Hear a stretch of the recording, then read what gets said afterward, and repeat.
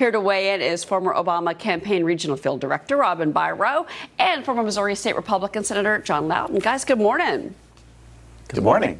We have, Robin, an example of what people actually care about. I want to show you this most recent poll to kind of give you a sense of what the American public is saying. Okay, what matters most? The Russia investigation, tax cuts, the trade war, North Korea, and immigration. These are kind of the mainstream issues that are kind of being bantered about by voters right now. But don't you think that we're getting a little bit tired of the Russia investigation? I sure do. And Democratic Senator Mark Warner actually agrees. He cautioned that Americans could get tired of this. I believe that they are. He also said that we really need to wrap this up before the end of the year, before we basically lose our hold of this.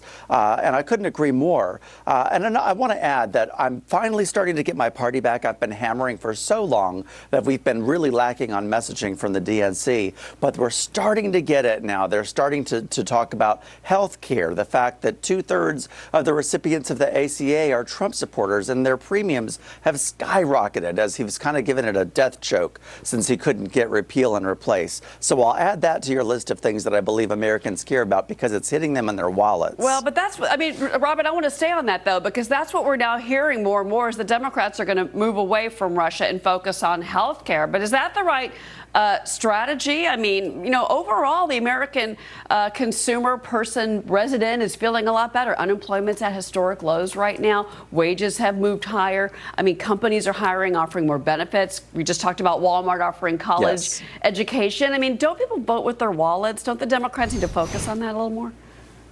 That's what I'm saying, is that they vote with their wallets. And if their premiums have tripled since this administration took effect because of the doing away with subsidies, you know, that hurts them at home. It affects their ability to pay bills, buy groceries. So we're going to be hitting on that as one thing. Right. But, you know, they do hear about the Russia investigation, but we've got to get this wrapped up. I've just got to say. Okay, well, I think the president agrees with that. You know, John, let's talk about what could be a threat to the Republicans. If you look at some of these Democrats that have actually won in primaries and state races in recent months, actually, a lot of them are moving kind of towards President Trump. I'm thinking about Heidi Heitkamp from New Hampshire. Look at Connor Lamb in Pennsylvania. I mean, these are people that kind of went more moderate to kind of take on that Trump message, which frankly used to be in the old days a Democrat's message. They were about labor. They were about unions.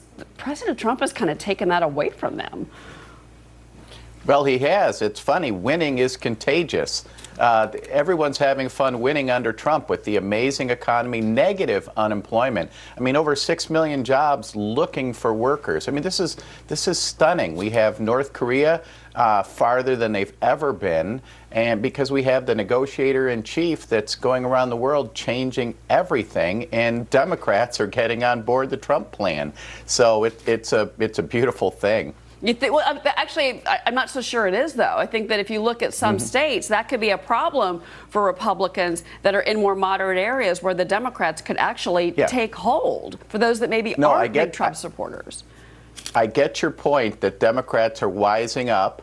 And finally, some candidates are pivoting from their hard left candidates that they've been fielding, the Nancy Pelosi's and the Maxine Waters of the world.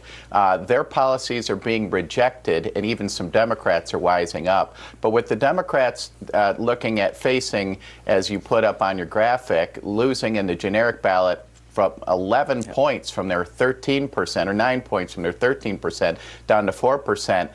Their message is done. Nobody likes it. It's awfully late for them to find a message. And if their message is seems to be Bernie Sanders' socialized medicine for all and free college for all, and I hope they keep pushing that socialist message, and that these blue dogs, I think we're seeing in California and other places, these blue dogs are not going to do well in some of these other primaries. Well, again, Robin just telling us they're going to go for the health care mantra. Guys, we're going to have to leave it there. We're out of time. But Robin and John, thank you for joining us. We're going to have this discussion several more times, I'm sure. Thanks, guys.